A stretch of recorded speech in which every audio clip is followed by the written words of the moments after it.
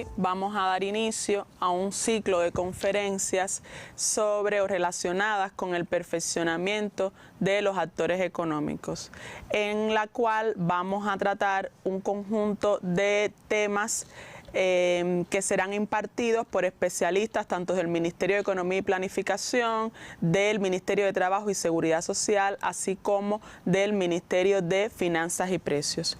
Los temas que vamos a tratar son, tal y como aparecen en pantalla, características y funcionamiento de las cooperativas no agropecuarias, características y funcionamiento de las micro, pequeñas y medianas empresas, proceso de solicitud y creación de las cooperativas no agropecuarias y de las micro, pequeñas y medianas empresas, perfeccionamiento del trabajo por cuenta propia y sistema tributario de los actores económicos. En la clase de hoy vamos a iniciar, como les comentaba al inicio en la presentación, este ciclo de conferencias con el tema en que le hemos dado a la clase las cooperativas no agropecuarias, su perfeccionamiento en el escenario económico cubano. Mi nombre es Natacha Mesa, soy profesora titular de la Facultad de Derecho y Derecho Mercantil y bueno, intentaremos ir compartiendo con ustedes algunas ideas en torno a este actor económico que, si bien no es un nuevo actor porque ya existía desde el 2011 en la realidad cubana, sí ha sido objeto de perfeccionamiento como parte de todo este proceso de reforma que ha sufrido en los últimos tiempos el sistema empresarial cubano. Yo creo que antes de comenzar a adentrarnos en el tema es importante contextualizar el actor económico sobre el que vamos a comentar hoy, y para ello he traído la primera interrogante y dice: ¿es la primera vez que se regula en el ordenamiento jurídico cubano las cooperativas no agropecuarias? La respuesta es no, porque, como comentaba hace unos instantes, la primera vez que se regularon las cooperativas no agropecuarias en Cuba fue en el año 2011, tal y como aparece en pantalla. Hemos puesto de alguna manera el íter por el que ha transitado toda la regulación de este actor económico en Cuba, a pesar de tener una tradición cooperativista en Cuba, pero esta tradición ha sido concentrada básicamente en el sector agropecuario. Como verán en pantalla, desde el 2011 se puso, como les decía, en vigor el primer cuerpo normativo que hizo posible la constitución de cooperativas en sectores diferentes al agropecuario. Posteriormente, en el 2019, se modificó este primer cuerpo normativo, se dictaron dos disposiciones normativas, en este caso el decreto ley 366 y el decreto 356, y recientemente, el 19 de agosto del 2021, se pone en vigor el decreto ley 47 de las cooperativas no agropecuarias, que se publica en la Gaceta Oficial Ordinaria número 94 de la fecha antes comentada. Como podrán apreciar, uno de los elementos que se evidencia en este íter que han transitado la regulación de las cooperativas no agropecuarias en Cuba es que los dos primeros momentos estuvieron caracterizados porque la regulación tenía un decreto ley y un decreto. En este decreto ley que se ha publicado en el 19 de agosto, ya desaparece el decreto que constituye el reglamento de este actor y ya todo se ha agrupado en un solo cuerpo legislativo. ¿Qué quiero decir con esto? Que con la nueva norma, es decir, con el decreto ley 47, ya no hay esa separación entre decreto ley y decreto que constituye el reglamento de las cooperativas no agropecuarias, sino que todo el contenido se ha fundido en un solo cuerpo normativo, en una sola norma jurídica, que es el decreto ley número 47. ¿Qué es una cooperativa? Bueno, Como podrán apreciar en pantalla, hemos traído la definición que de cooperativa se ofrece o contiene el artículo 2 del Decreto Ley 47. Es una entidad, y así se define, como una entidad económica de carácter empresarial que se constituye a partir de la asociación voluntaria de personas que aportan dinero, otros bienes y derechos para la satisfacción de necesidades económicas, sociales y culturales de sus socios propietarios, así como del interés social, sustentada en el trabajo de estos y en el ejercicio efectivo de los principios del cooperativismo universalmente reconocidos. Hemos destacado algunas expresiones o palabras de esta definición porque a ella nos vamos a dedicar en momentos posteriores para ir analizando un poco desmembrando lo que es la definición de este actor con el objetivo de poder transmitir a ustedes las ideas principales que lo caracterizan y que resulte de su mejor comprensión. Ahora bien, uno de los elementos que se señalaban de la definición que acabábamos de comentar es que la existencia de principios cooperativos universalmente aceptados que van a regular de alguna manera o a ordenar el funcionamiento de las cooperativas. ¿Qué importancia tienen estos principios? De comentar que estos principios fueron emitidos por la Alianza Cooperativa Internacional en el año 1995, han tenido varias versiones de los mismos, son trascendentales para las cooperativas, para entender cuando estamos en presencia de una genuina cooperativa. Yo lo concibo de alguna manera como la columna vertebral de las cooperativas, y cuando decimos que nos permite distinguir o entender que estamos en presencia de una genuina cooperativa, estamos haciendo referencia que el cumplimiento fiel de estos principios permite distinguir entre lo que es una cooperativa y lo que son empresas convencionales o empresas tradicionales, como pudiera ser una sociedad mercantil. Entonces, este elemento de alguna manera, unido a otros elementos que caracterizan a las cooperativas, es uno de los aspectos esenciales en el funcionamiento de este actor, que de hecho marca, como les decía hace unos minutos, puntos de diferencia con relación a otros actores. Y otro elemento importante es que existe una interrelación entre estos principios. No podemos concebir estos principios de manera sectorializada ni aislada. Todo lo contrario, estos principios todos están relacionados entre sí. En las diapositivas siguientes vamos a tener la oportunidad de ver cuáles son estos principios. Están regulados en el decreto ley y podremos de alguna manera ir comentando sobre en qué consiste cada uno de estos principios. Bueno, ahí están en la pantalla, podrán apreciar cuáles son estos principios. Tal y como les comentaba, están regulados en el artículo 6 del Decreto Ley 47. Es válido señalar que cada país, estos principios son una guía, ¿verdad?, que se establecen y que rigen, de alguna manera distinguen, caracterizan a las cooperativas no agropecuarias, pero cada país los incorpora en sus ordenamientos internos y los regula atendiendo a las características y condiciones del país en cuestión. Bueno, en pantalla están estos principios. Ahí está el principio, por ejemplo, de voluntariedad. ¿Qué significa este principio? Bueno, que la cooperativa también se conoce como el principio de adhesión voluntaria.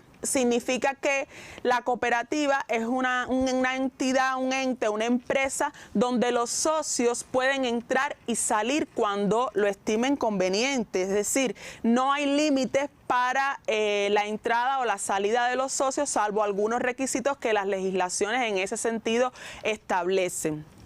Cooperación y ayuda mutua entre los socios también es otro de los principios que reconoce nuestra legislación, principios cooperativos, que en este sentido significa un poco que destaca el carácter social y la solidaridad que debe haber o que debe caracterizar a los socios y a la cooperativa propiamente dicha. Autonomía y sostenibilidad económica significa que la cooperativa, al ser una entidad económica, es independiente, tiene autonomía, responde con su patrimonio de las obligaciones que contraiga frente a terceros, y al ser autónoma, pues por tanto tiene toda la posibilidad de elegir con quién contrata y cuáles son las bases sobre las cuales va a contratar.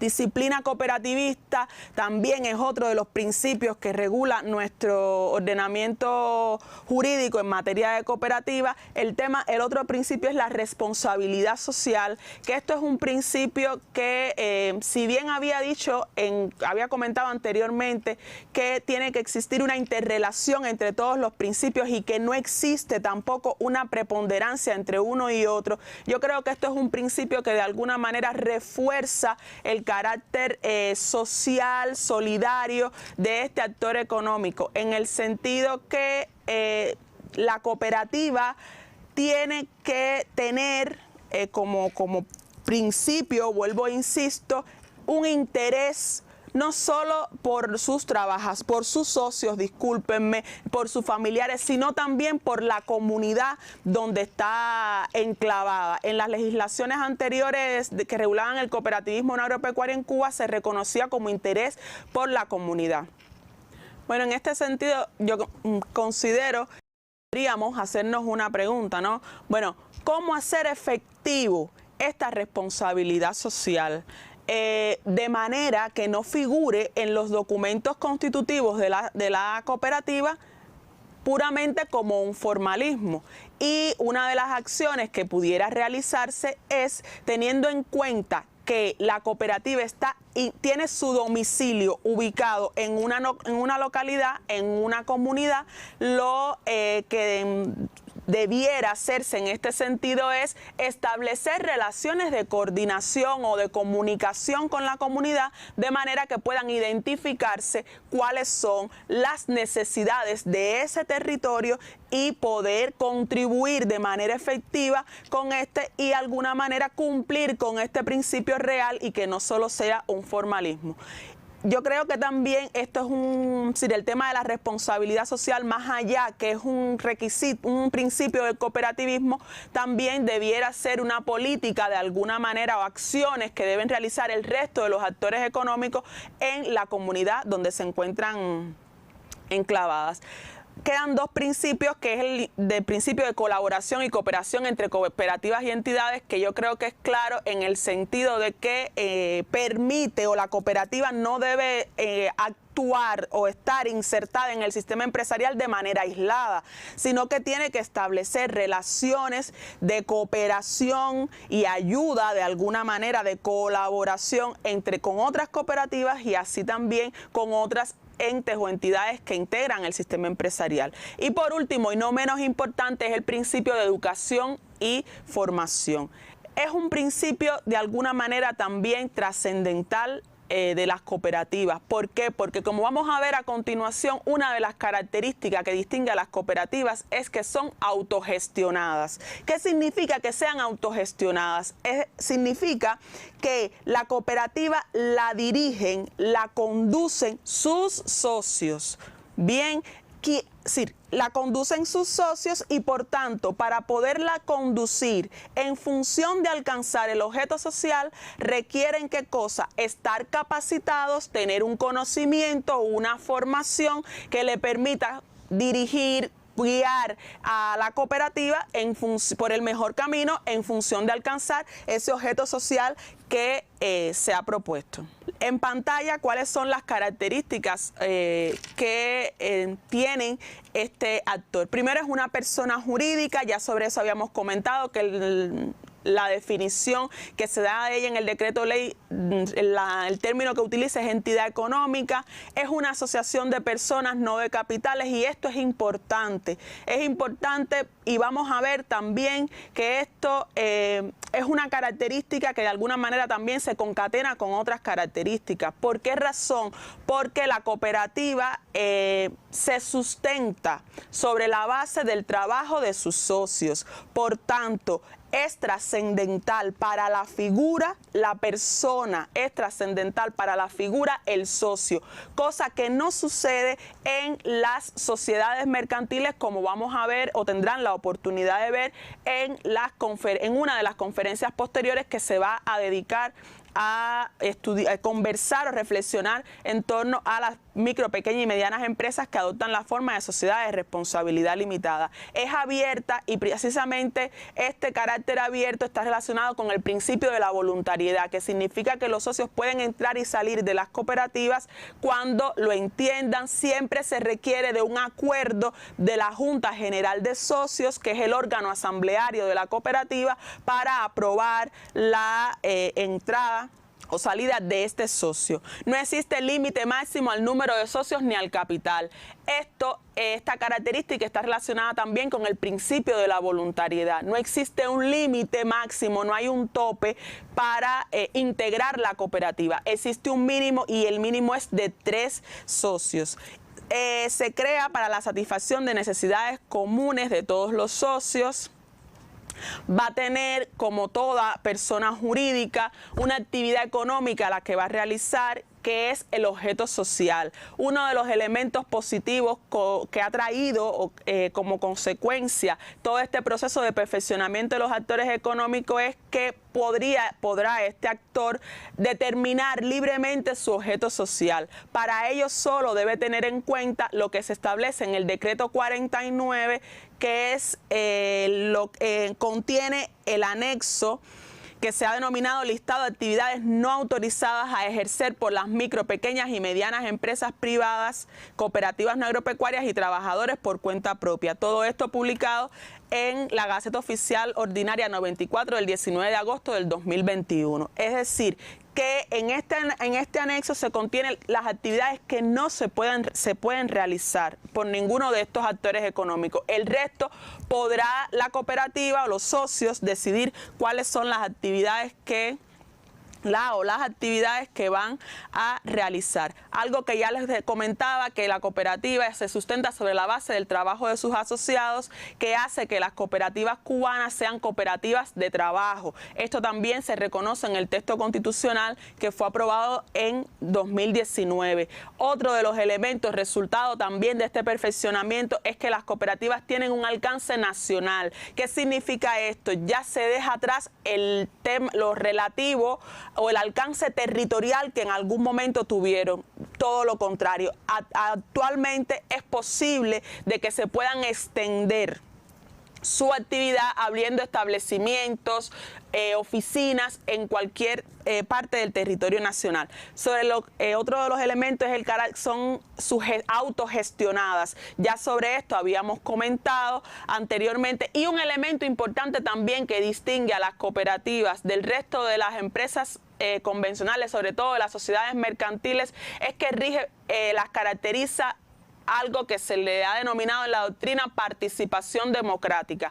¿Qué significa? Que cada socio, independiente de lo que haya aportado, va a tener un voto. Y esto va a permitir que todos los socios puedan acceder o puedan decidir en igualdad de condiciones. Se requiere para su constitución escritura pública, estatutos e inscripción en el registro mercantil. En ella se establecen relaciones que van a ser horizontales, no va a haber relaciones de subordinación.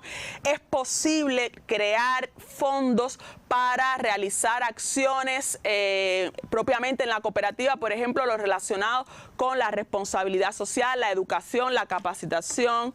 En pantalla los requisitos que se establecen para ser socios. Por un lado es ser persona natural mayor de 18 años, además estar apto y demostrar conocimientos y habilidades para el ejercicio de la actividad económica que tiene la cooperativa. ¿Y por qué este requisito de estar apto? Bueno, porque tenemos que pensar y recordar en lo que decíamos anteriormente, y es que la cooperativa se sustenta sobre la base del trabajo de sus asociados o de sus socios. Por tanto, para trabajar, si se sustenta sobre la base del trabajo de sus socios, tienen que estar aptos para poder desarrollar estas actividades. ¿Cómo se constituyen? Ya lo habíamos comentado: estatutos, escritura pública e inscripción en el registro mercantil. Yo quiero comentarles que los estatutos, el proceso de concepción y redacción de los estatutos es un proceso que es de suma importancia para la constitución de las cooperativas, toda vez que los estatutos son la norma que rigen el funcionamiento interno de este actor, y en él se van a incorporar todas las cuestiones relacionadas con el funcionamiento de la cooperativa. Parte de la voluntad de los socios, su creación a partir de unos mínimos que establece la ley. Comentar también que en el canal de Telegram, que se denomina Actores Económicos, hay un modelo de estatutos que está puesto a la disposición de todos los interesados, que de alguna manera puede constituir una guía para su redacción. Su contenido, como les decía, se encuentra regulado en el decreto ley. ¿Qué se puede aportar a la cooperativa? A la cooperativa se puede aportar bienes, derechos, y también se puede aportar dinero.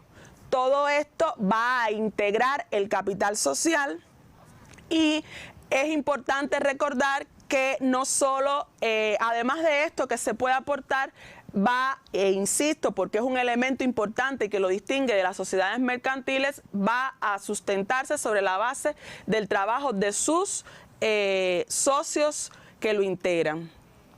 Bueno, en pantalla, ¿cuáles son los órganos de la cooperativa? Está la Asamblea General de Socios, el órgano de administración y el órgano de control y fiscalización. Cada uno tiene sus atribuciones que le han sido expresamente determinadas en la ley y se diferencian sustancialmente. De estos tres órganos está puesto en la diapositiva intencionalmente. La Asamblea General de alguna manera es el órgano supremo porque en él se crea la voluntad de la cooperativa.